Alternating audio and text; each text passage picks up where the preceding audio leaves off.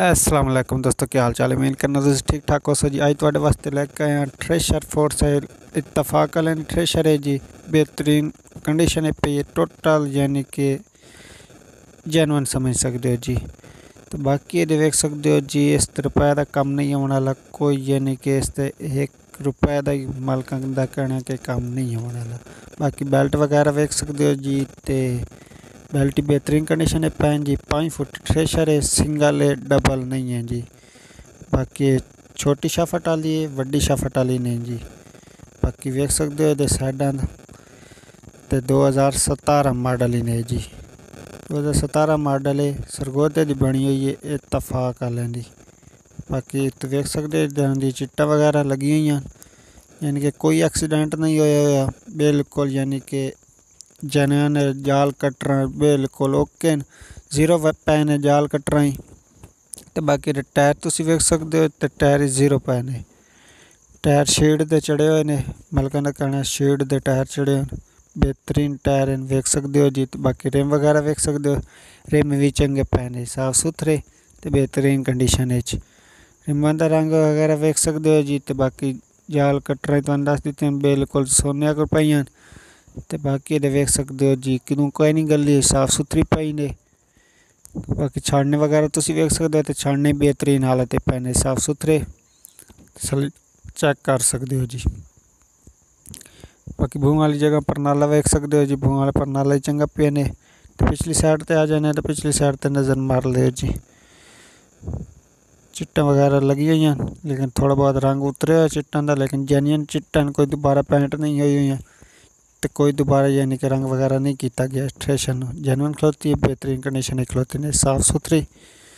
बाकी वेट वगैरह देख सकते हो जी, तसल्ली नाल चेक कर लियो जी। इत्तफाक वाले ने वेट इस तरह होंगे, शरीफ वाले दे और होंगे, तो दूए जोड़े हो गए शफकत वाले दे उन्होंने चेंज हैं, तो डायमंड वाले दे होर यानी कि आपको कंपनी जो वेट होंगे मुख्तलिफ होंगे हैं जी। बाकी तो लोकेशन की गल की जाए, तो लोकेशन ये भाजी खुशाब चौक गिरोड़ नहीं, गिरोड़ ही नहीं, सिर्फ गिरोड़ यदि लोकेशन ही नहीं। अगर कोई भाई लेना चाहता हो तो डिमांड की गल की जाए, तो डिमांड 3,80,000 रुपये कर दें। तो नंबर तो दे दें जी, डीलर का नंबर ही नहीं 0344 31 66 303। इस नंबर पर तुम रबता कर सकते हो जी। अगर कोई भाई लेना चाहता हो तो थ्रेशर लै सकता जी। 0344 31 66 303 ये नंबर ही ने जी, इस तरह रबता कर सकते हो जी। तो बाकी 5 फुट ये थ्रेशर है, जाल कट्टना ओके पाई। बाकी अंदरों ये सारे देख सकते हो, कोई इस रुपये का खर्चा नहीं होने वाला, सिर्फ ग्रीस करके इन्हें चला सकते हो जी। ग्रीस करके ये चला सकते हो, बिल्कुल बेहतरीन पाई ने। बाकी देख सकते हो अंदर सूरत हाल सारी, तसल्ली नाल चेक कर सकते हो जी। साड़ी मेहनत तुहानू चंगी लगे तो साढ़े चैनल तो सबसक्राइब कर लवे, लाल कलर का बटन लगे उन्हें सबसक्राइब करके रख लवे जी, ताकि हर आने वाली वीडियो आप तक पहले पहुँच सके जी। अच्छा नवे तो नवी थ्रेशर ट्रैक्टर की वीडियो लैके आते रहने, साढ़े चैनल लाजमी सबसक्राइब करके रख लवे, ताकि हर आने वाली वीडियो आप तक पहले पहुँच सके जी।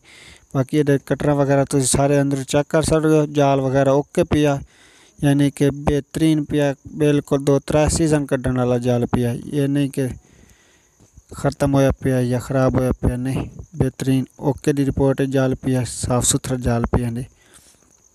बाकी उत्तों रंग वगैरह जेनवन ली पई ने, देख सकते हो जी। ये रंग सारा जेनवन खलोता है, हर किदों तसल्ली नाल तुसीं चेक कर सकते हो जी। बाकी ये तल्लू देख सकते हो जी, फिरकियाँ वगैरह तो जेड़े छाबड़े वगैरह ये देख लो जी साइडा वाले। बाकी ये पक्खा लग्गो है, पक्खा तो दूसरी साइड रिम वगैरह देख सकते हो, रिम भी बेहतरीन पे ने, टायर भी चंगे पे ने। तो बाकी आउट देख सकते हो जी, तो फिरकियाँ वगैरह इस तरह एक बेल्ट कम है, लेकिन तुम चाहो तो लवा सकते हो जी।